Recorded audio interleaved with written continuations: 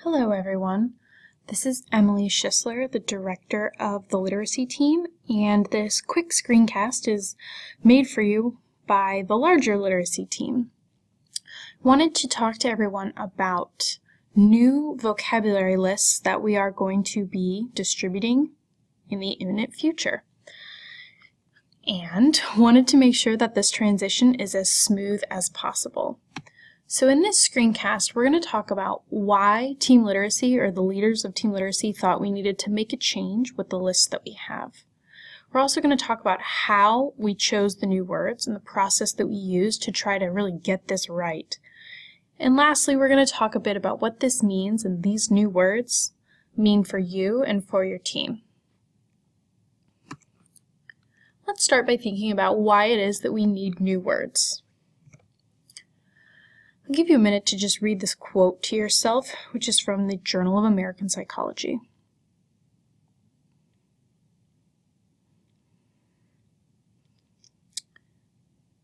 Anyone who has worked at ES before can vouch, and anyone who is new to ES will soon learn that many of our students do have an academic vocabulary gap, and words that we take for granted in knowing ourselves, our students frequently don't know. This also leads to another truth. If vocabulary size predicts comprehension, our student comprehension will not be as good as it needs to be or should be if there is continuing to be a vocabulary gap. Everyone on Team Literacy is bought into the idea of teaching vocabulary, and we're excited about that. But we had to stop and ask ourselves, are we learning and teaching words to students that are really high impact, or are we teaching them words that are relatively obscure, usually because they're on the SAT? What we kind of found in self-reflection was that we were teaching words that were impactful when you're reading Heart of Darkness, for example, or The Scarlet Letter, where ignominious appears on every page, but if a 10th grader knew the word ignominious, they might not know the word theory in a way that we needed them to. And we want our students to have really authentic and robust vocabulary that they can use in all settings, certainly, of course, in college, but in their social studies class, in their math class, and in other aspects of their lives. We also thought about how we were doing double duty on a lot of words. For example, the word petulant was on the 6th grade Tier 1 list, the Tier 1.5 list, the English 1 list, and the senior list. I don't know that we need to teach the word petulant 4 times over to students.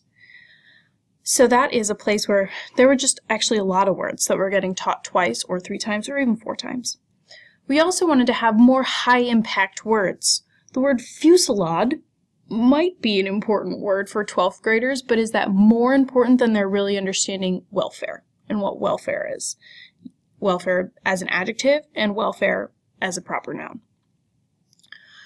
We also reflected this past summer when members of Team Literacy released STAR tests, that there were words on the STAR tests that our students might not have known and would have had to look up in a dictionary that really we could add to their lists because they're appropriate for the grade level that they're on and were on other published, released vocabulary lists for that particular grade level.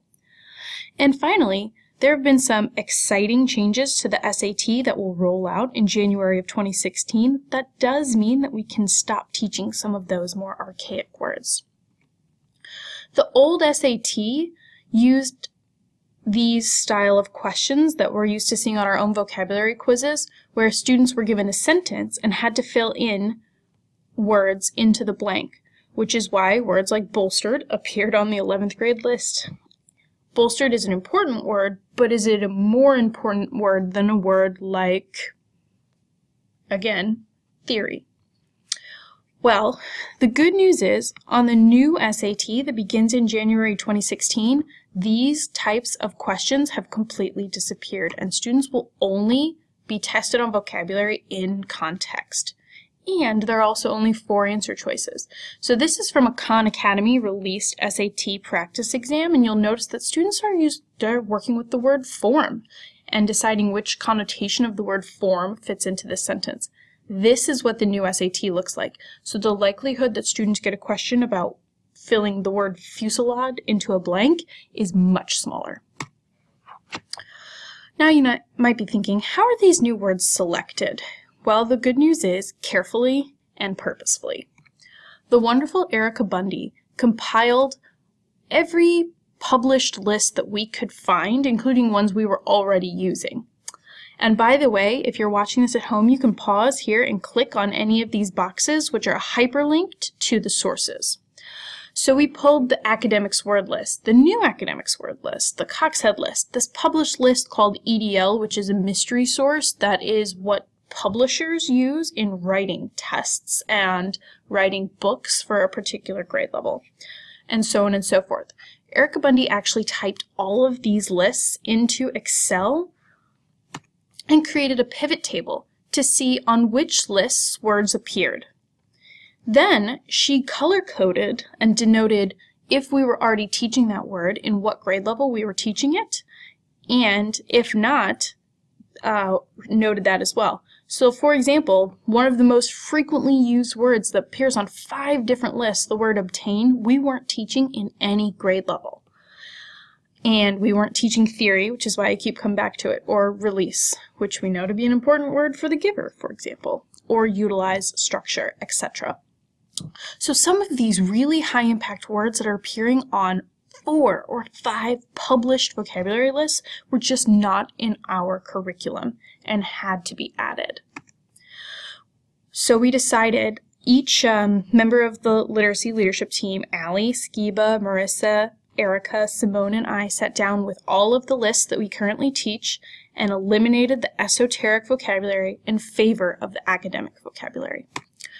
So I sadly had to give up the word peregrination, which is one of my absolute favorites, because the only list it appears on is the SAT hit parade. And if the SAT is changing, do our students really need to know peregrination, or do they need to know theory and obtain and utilize?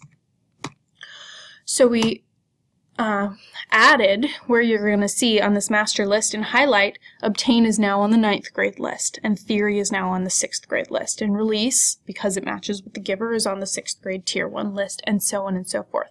So we eliminated the obscure or esoteric vocabulary in favor of the more concrete and academic first, and updated the lists accordingly in Excel and other places as well. What does this mean for me as a teacher and my team? Well, in the spirit of transparency, it means that the materials for your team are going to need to be updated. Now, we did not change every word in every grade level, and some grade levels changed more than others, especially the upper grades.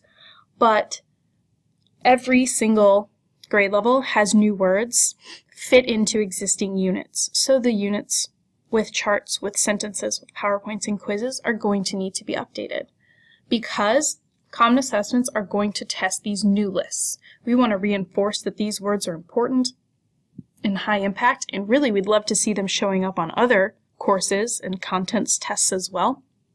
But for now, they are going to be on our Common Assessments. So blueprints are updated accordingly, and our materials will need to be as well. We say this also knowing that we're going to change our vocab cycle and practice this year as well to really maximize student practice and minimize the time teachers spend talking out loud about the words. Now, that's for a different screencast and for future training, but we know that with the changing words, this is a great and ripe opportunity for also changing how teachers are using and teaching these words. Lest anyone panic, though, and think that they're going to need to now change 20 units worth of materials for their grade level, please know that we're going to divvy up this work to be divided and conquered and as high impact as possible within a small lift for each individual teacher and a large lift for the team that becomes easier when we're all sharing that work. The last thing I'm just going to talk briefly about is where are these new words. These new words are in a new scope and sequence document, which is hyperlinked. If you click on this picture in this PowerPoint, it'll take you to the list. The lists are by grade level here, but you'll see at the bottom, they're by unit and trimester. There's also a separate reading intervention tab for those reading intervention teachers who are watching this. And there's a master list for all of the above together that's alphabetical by grade level. On both of these tabs, you will notice that any word that is new to the grade level is in bold. So the new English 1 words are accumulate and acknowledge and affect with an A, ancestor, etc.